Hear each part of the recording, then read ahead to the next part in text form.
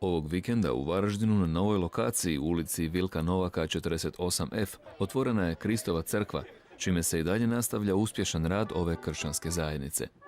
Riječ je o kršćanskim zajednicama koje pripadaju crkvama reformacijske baštine i pokretu obnove crkve, a temelje se na Božjoj riječi Bibliji. U Hrvatskoj su takve zajednice prvi put osnovane krajem 19. stoljeća, a osobito su prepoznate tijekom trajanja Domovinskog rata, kada su pomagale stradalima i prognanima, a u to je vrijeme ova zajednica zaživjela i u Varaždinu. Kristove crkve su poznate po humanitarnom radu, velim to je bilo još u vrijeme Domovinskog rata, a sada ako odete unutra, snimite, vidite tu da imamo recimo Bibliju za slijepe koju smo mi radili kao prvi u Hrvatskoj, stvari nitko još to nije uradio, ne?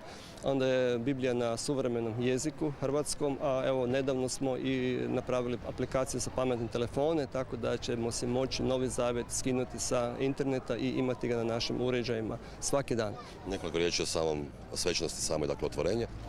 Pa evo, na ovo svečanost su pozvani svi predstavnici vjerskih zajednica. Izuzetna nam je čast da je i gospodin biskup ovdje s nama. Evo, i danas smo bili u njegovom uredu i podijelili 15.000 dječjih Biblija za cijelu biskupiju. Znači, svako dijete koje ide na rimokatolički vjeronauk dobit će po jedan primjerak te Biblije, što uvelike govori o našoj suradnji dviju zajednica, jednoj većinskoj, možemo reći, jednoj ovakvoj maloj kao što je naša.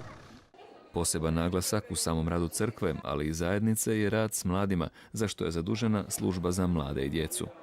Mi imamo ovdje rad s mladima već narednih nekoliko godina. U zadnje 2 godine ja sam zadužena za to. Radimo sa malom dječicom, znači imamo engleski uz Bibliju za njih i sa tineđerima imamo kampove, jer vjerujemo da od malih nogu, ako u svoje kršćanske principe, to jednog dana mogu prenijeti na svoje obitelji. Kakav je interes zapravo mladi?